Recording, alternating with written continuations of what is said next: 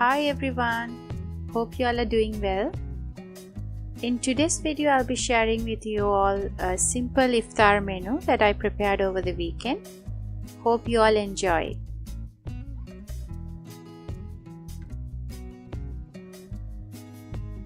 One of the main dishes that we have during iftar is the porridge or kanji. So I'm making a lamb kanji this time. I'm using 2 cups of brown rice. You could use any rice that's available at home. 1 cup of wheat, 1 cup of barley. So I have soaked all of these for about 6 hours, or you can soak it overnight. Here I have boiled lamb because I'm making a lamb porridge. So I've boiled it with water, salt and pepper. Now remove the lamb out of the pressure cooker and leave it aside and leave the water inside the pot. So what I have done is I'm going to boil the rice, wheat and barley in this water. I'm also adding half a teaspoon of fenugreek seeds, 5 to 6 cloves of garlic, salt and pepper as required. Now for the lamb mixture, I'm slicing 2.5 white onions. You can use red onions for this. To prepare the mixture, into a pan I'm adding oil, fenugreek seeds, that's about 1/4 teaspoon of fenugreek seeds, and the sliced onions. Once the onions are caramelized, I'm adding 2 teaspoons of garlic. This is garlic paste, and 2 teaspoons of ginger paste. Curry leaves, you can use fresh curry leaves, I have used the dried ones, and 2 chopped tomatoes, 2 teaspoons of turmeric powder, 3 teaspoons of curry powder, salt and pepper as required.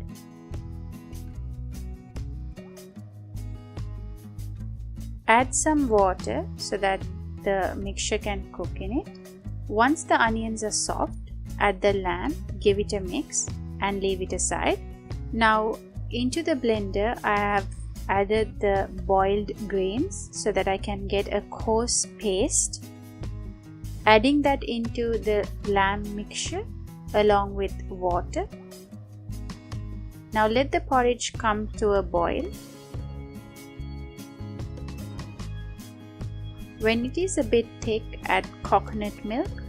I've used canned coconut milk, but you can add fresh coconut milk. That will give a much better taste. Simmer in low heat for about 4 to 5 minutes and the porridge is ready. I made a big quantity of porridge so that I can keep for a few days, and I'm also having few guests coming over the weekend.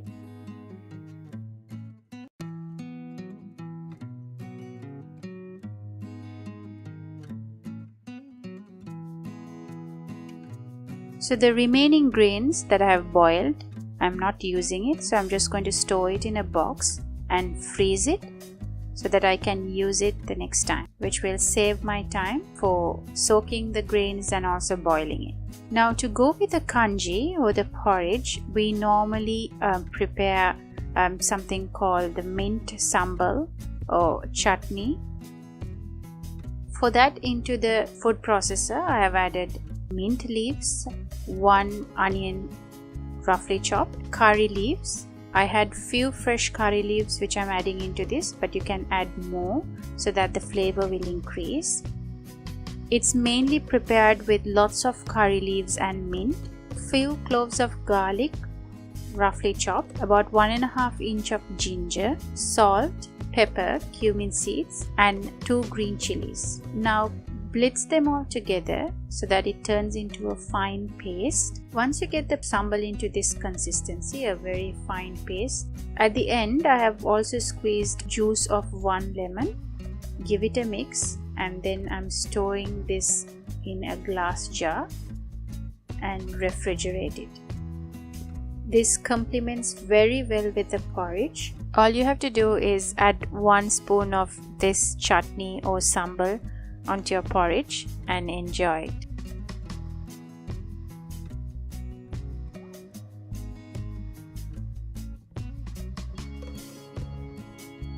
Next in the menu is fish patties. I have already posted the recipe for the fish patties in my previous video. So I have froze the patties. I'm taking them out for defrosting. So once it comes to room temperature, I'll fry them. Freezing them like these and then defrosting is quite easy, saves lots of time, and it still tastes amazing. And since it's already half fried, it doesn't take much time to refry it again. Next, I'm preparing a chicken pie. These are mini chicken pies. So into the food processor, I'm adding 4 cups of all-purpose flour. To that, I'm adding 350 grams of butter. This is ice cold butter. 1 teaspoon of salt. Pulse them in the food processor till it turns into a crumbly texture. There is no need to knead the dough too much. All you have to do is gather them together. So to do that, I put the mixture into a bowl.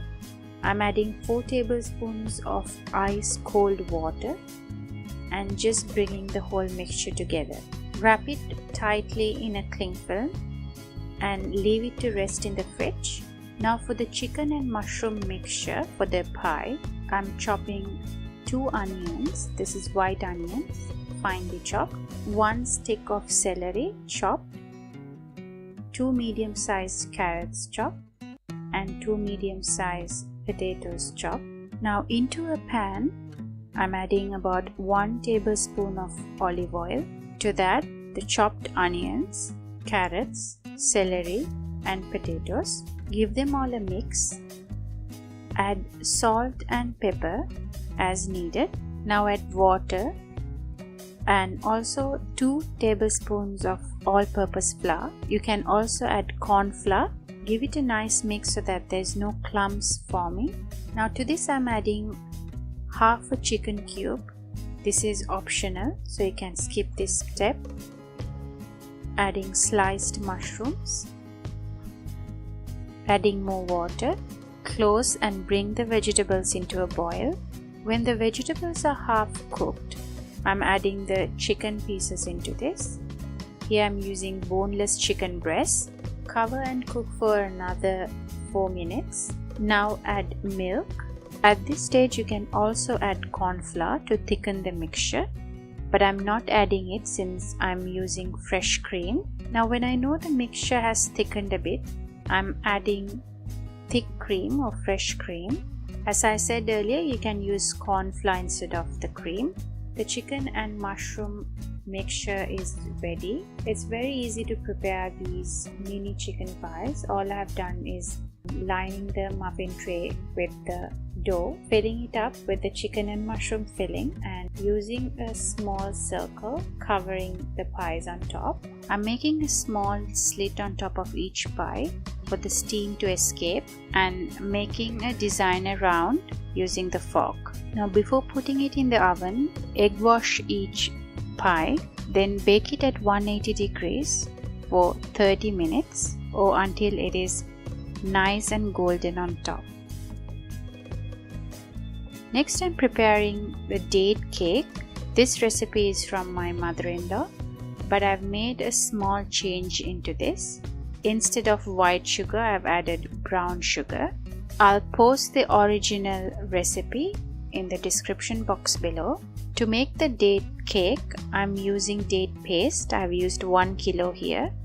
So first I need to soften the date paste. So for that, into a bowl along with the date paste, I have added 2 teaspoons of baking soda and 1.5 cups of water. Mix them well and leave it aside to rest. Now if you don't find date paste, you can always use fresh dates. So all you have to do is soak the dates in water, and when it's soft, just mash it and you can use that for the date cake. Now at this stage, if you think that the date cake is not going to be dark enough, to increase the color you can add tea. All you have to do is into a cup add some boiling water along with a tea bag and just use that tea, about 2 teaspoons, into this mixture just to increase the color.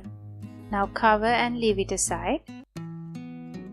Now for the dry ingredients, I'm using 500 grams or 4 cups of all-purpose flour, 3 teaspoons of baking powder. I'm not using baking soda since I've already used it in the date paste, and I have not added salt into the dry mixture because I'm using salted butter. But if you are using unsalted butter, you can add 1 teaspoon of salt. Now here I'm using 500 grams of salted butter and 250 grams of brown sugar. But the original recipe, according to my mother-in-law, she uses 500 grams of white sugar. Now cream the butter and sugar, and to that I'm adding 8 whole eggs. Once the eggs are incorporated, into that I'll add 1.5 teaspoons of vanilla essence.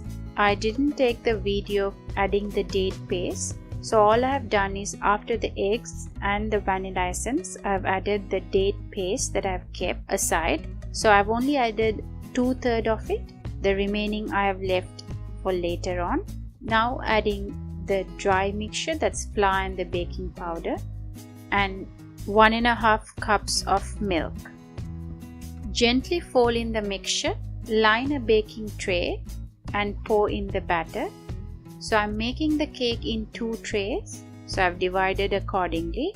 Now to make the cake more gooey and soft, and this is what my husband likes, I'm adding the remaining date paste that I had left as such on top. Cover it with a bit of the batter left, just a little, so that the date paste doesn't burn. Now to the batter you can also add chopped nuts, so you can add walnuts, cashews or almonds. Bake at 180 degrees Celsius for 35 minutes.